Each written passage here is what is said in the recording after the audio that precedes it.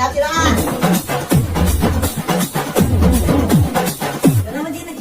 হ্যাঁ, এখানে আমার বাল কাটা হবে বোকা চোদা। দেখতে পান না তোমার সামুদ্র? আমি কাল দিনে দাঁড়ায় আছি। অবশ, আয়।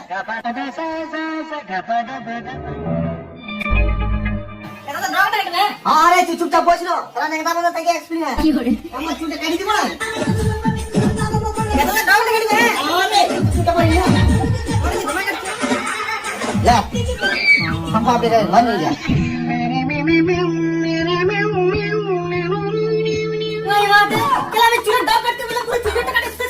কেন গাড়ি? তুই তো বলে ডগ কাটি, ডগে তো গাড়ি।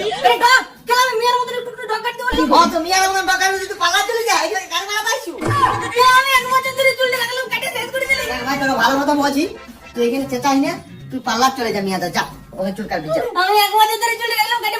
তুই এখানে বসে গাড়ি মারা তুই এখানে পাল্লা চলে যা। দাদা কি বলবি? দাদা কি বলবি? সারা আমার সাথে মগরে কাজ করছে।